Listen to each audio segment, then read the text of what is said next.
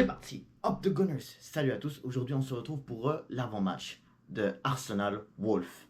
C'est le début de saison en Première Ligue, donc aujourd'hui dans cet avant-match je vais vous dire quel est le 11 que j'aimerais voir face à cette équipe de Wolverhampton. Et ensuite je vais vous parler un peu de qu'est-ce qui s'est arrivé dans le temps, le voilà, et comment surtout on pourrait battre cette équipe de Wolf et gagner 3 points. Avant de commencer, n'hésitez pas à vous abonner, liker et commenter, ça sera toujours plaisir de vous avoir dans mes vidéos. Pour commencer dans les buts, David Raya est le gardien de but qui sera toujours le numéro 1. Oui, peut-être qu'il n'est pas un très bon arrêt de ballon, mais peut-être que voilà, peut-être qu'il pourrait se améliorer premièrement là, mais de toute façon, je n'ai pas trop regardé le pre-season, mais de toute manière, il n'a même pas joué. Mais peu importe, euh, même à ça, là, ça reste que il y a des journées où il est beaucoup plus concentré, voilà, mais au final, je le mettrai toujours dans le 1, peu importe les cas. Dans la défense à 4, je verrais bien William Saliba avec Gabriel, ça c'est sûr, dans la défense centrale. La défense centrale ne changera pas. Donc voilà, Saliba qui a fait un superbe Euro, il a fait aussi une super saison lors des deux dernières saisons. Et bien sûr avec Gabriel qui est toujours solide lui aussi. Donc voilà, je verrai toujours les deux dans la même place pendant encore des saisons. À droite, j'aimerais bien voir Ben White. Mais à gauche, j'aimerais bien voir notre nouveau Italien qui se nomme Riccardo Calafiori. Alors oui, Calafiori, il a fait quand même des choses bien intéressantes. Et là, commencez pas par me parler d'abord du contre 100 ans contre l'Espagne à l'Euro, là, mais peu importe. Ça reste que quand même, c'était un super bon jour de Bologne. Et bien sûr, il a fait l'assist, bien sûr, pour Zaccagni face à la Croatie. Hein. Bon, je l'ai bien regardé à l'Euro quand même. Et pour moi, c'était genre l'un des meilleurs joueurs, hein, même s'il a fait ce CSC, mais... Écoute, ça reste un défenseur, tous les défenseurs ont peut-être fait un jour un CSC, mais en tout cas, moi je le vois vraiment être un de nos meilleurs joueurs cette saison. Et j'ai très envie de le voir titulaire face à cette équipe de Wolves. Dans le milieu de terrain, on va commencer par le CDM et ça doit être Declan Rice. Alors oui, Declan Rice, il doit toujours rester le milieu défensif titulaire à cause que voilà, souvent souvent là, des fois, parfois ça lui arrive des fois là, d'être dominé quand il se fatigue, mais des fois là, mais souvent là, il reste quand même le meilleur CDM au monde, peut-être pas au monde, mais en première ligue.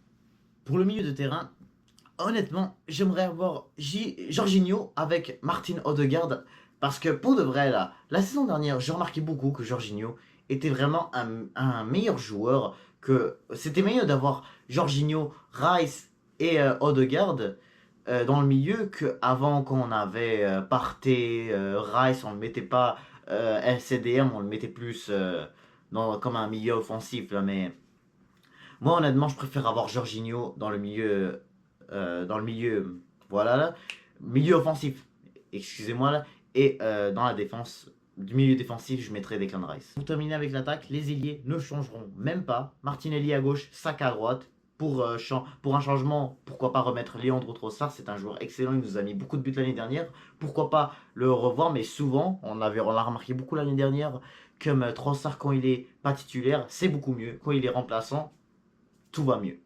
Quand il rentre et là, il te sauve des buts, c'est comme un super héros, genre c'est comme une arme secrète, Leandro Trossard. T'es mieux de le garder sur le banc. Si Martinelli, ça va vraiment pas, je sais pas, il est trop surveillé, ou sinon, je sais pas, il sort blessé, là, des fois, c'est. Trossard, des fois, il y a des journées où il est plus fort que Martinelli. Mais peu importe, moi, je préfère Saka et Martinelli pour commencer titulaire, et bien sûr devant, Kai Havertz. Parce que moi, Gabriel Jesus, je pense que ça y est, là, ça commence à devenir difficile pour lui un peu, là. Des fois, il est en top, mais souvent, c'est compliqué. Il se blesse. Maintenant, parlons des 5 dernières confrontations entre Arsenal et Wolverhampton. Et pour commencer, je vais parler d'abord de celui qui a eu en 2022, lorsqu'on les a battus 2 buts à 1. Wolf menait 1-0. On est revenu vite à 2 buts à 1. Donc voilà, sûr que en 2022, là, on n'était pas vraiment au top comme maintenant là, en 2022, 2023, 2024, là ça s'est vite réamélioré. Mais bref, sinon on les a mis en 2-0 à l'extérieur en novembre 2022. Sinon, je pense que c'était en mai 2023, on les a mis un 5-0. C'était le dernier match de la saison 2022-2023, là on les avait mis un 5-0. Ensuite, on les avait mis un 2-1, je crois, c'était au mois de décembre dernier, là on les avait mis une victoire de 2 buts à 1 à l'Emirates. Donc au final, la dernière fois qu'on les a battus la dernière fois qu'on les a affrontés à l'Emirates, on les a remportés 2 buts à 1. Mais au mois d'avril dernier aussi, on les avait battus 2 buts à 0 pour revenir top de la ligue, mais au final, c'était pas assez pour remporter cette première ligue. Et la dernière fois que Wolves ont réussi à battre Arsenal à l'Emirates Stadium, je pense même que c'était... Non, c'était pas la dernière fois que Wolverhampton nous avait battu en général, mais la dernière fois qu'on a perdu contre cette équipe de Wolverhampton à l'Emirates, c'était bien en novembre 2020, lorsqu'on avait perdu 2-1, voilà.